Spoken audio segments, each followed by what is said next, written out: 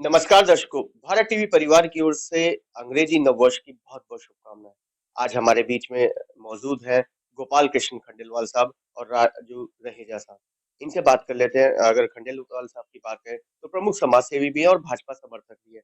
Sir, क्या शुभकामना देंगे अंग्रेजी नववर्ष के अवसर पर? नमस्कार। पहले तो मैं आपके चैनल को बहुत-बहुत धन्यवाद करता हूँ कि जो आपने मुझे मौका दिया। भारतवर्ष के भाइयों-बहनों को मेरी तरफ से आने वाले नववर्ष अंग्रेजी नववर्ष की बहुत-बहुत शुभकामनाएँ। साथ में हम एक प्रेरणा लेना चाहते हैं पूरे भारतवर्ष के देशवासियों को एक प्रेरणा लेनी चाहिए।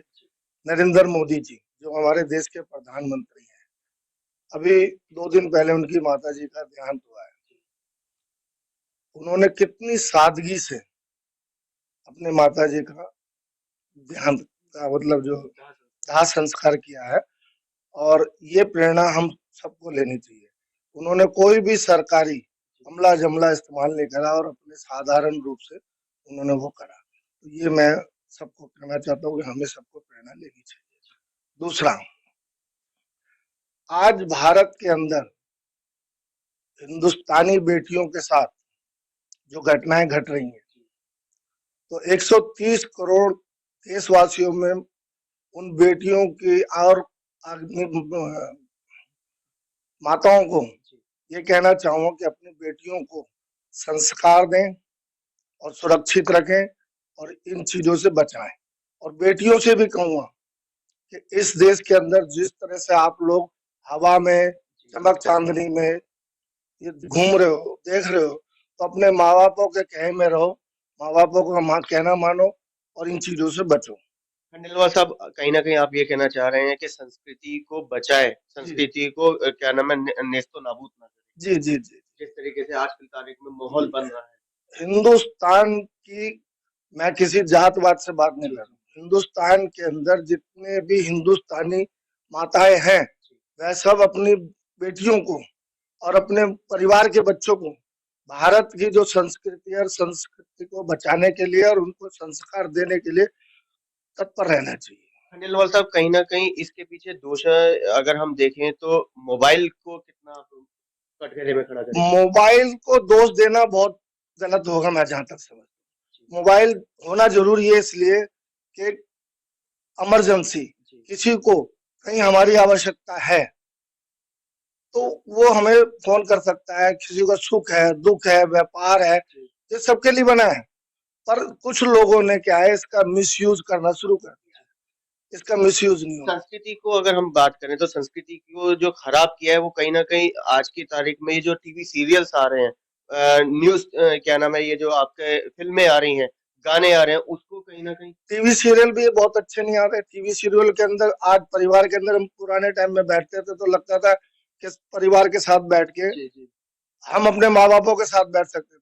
और आज के अंदर जो टीवी में ऐड आ रहे हैं जी, या पिक्चरों में ऐड आ रहे हैं या पिक्चरों में जो अश्लीलता फैलाई जा रही है, जी।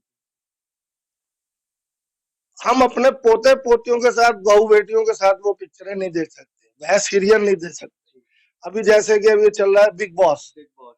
बिग बॉस के अंदर क्या है, ये संस्कार है। बिल्कुल ठीक। एक ऊंचे घर को वैसे तो कहते हैं कि भाई हम रॉयल फैमिली से हैं, पर मैंने उन रॉयल फैमिली वालों को देखा है कि किस तरीके से एक एक रोटी और अंडे और सब्जी के पीछे छिछोरा। इतना तो हमारे गरीब की देश जनता जो झुग्गी झोपड़ियों में बस्तियों में रह रही है वो भी आपस में नहीं लड़ती। तो कहीं न कहीं बिग बॉस का आप विरोध करते हैं। मैं बिल्कुल विरोध करता हूँ बिग बॉस का।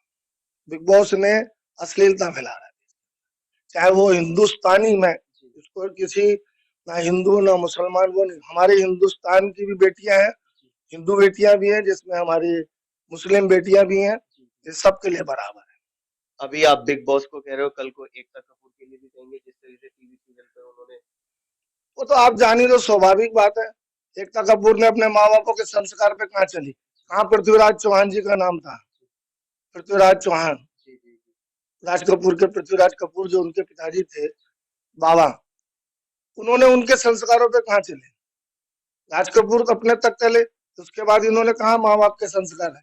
मैं उसका भी विरोध करता गोपाल कृष्ण जी, वहीं बात कर रहे हैं कि आप अनेकों सोसाइटियों से भी जुड़े हुए हैं, एनजीओ से भी जुड़े हुए हैं।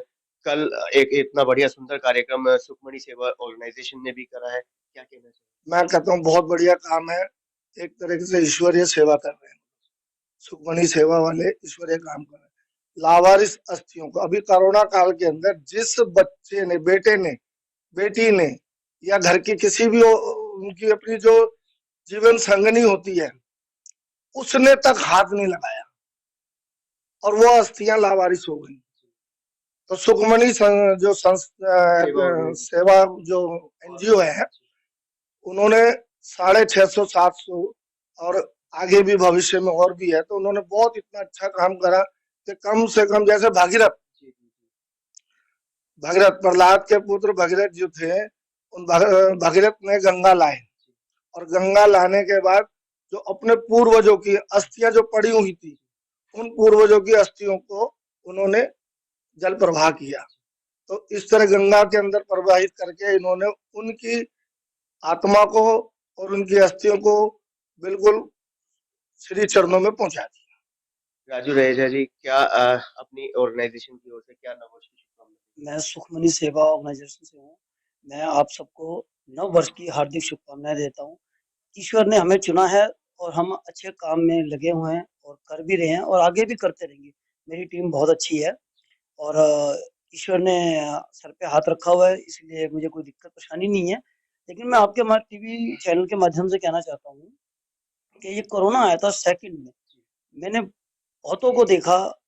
एक तो डेथ मेरे घर के गेट पे ही हो गई थी।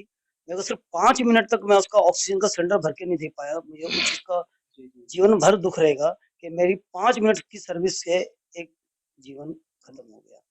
इस चक्कर के अंदर मैंने अपनी पूरी टीम को लगा रखा था। लगभग मैंने कम से कम 5000 सिलेंडर मैंने ऑक्सीजन के फ्री ऑफ कॉस्ट बाँटे अपने इस शिवपुरी एरिया में और मेरा भाई साहब ने बहुत साथ दिया उसमें भी। और कम से कम मेरे पास 20 से 25 लोग थे मेरे पास और 20-25 गाड़ियाँ थी और सारी रात ऑक्सीजन की जो यहाँ फैक्ट्री है, हमारे दोस्त, मेरे भाई सब, मेरे भाई साहब भी, हम सारी रात गाड़ियों में ठंड में बैठे रहते थे और 10-10 सिलेंडर रात को 50 किलो वाले भर के लेके आते थे और सुबह फ्री ऑफ कॉस्ट बाँटते थे।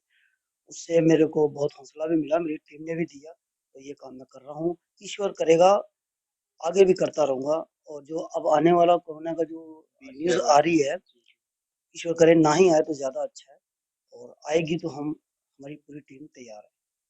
तो ये थे हमारे बीच में राजू रहेजा जी और क्या नाम है, गोपाल कृष्ण खंडेलवाल साहब, जिनका सीधा-सीधा ये कहना है कि संस्कृति को बचाओ, संस्कृति को तहस-नहस करने के लिए विदेशी ताकतें लगी हुई हैं, उनसे हमें बचना है, बच्चों को संस्कार दो।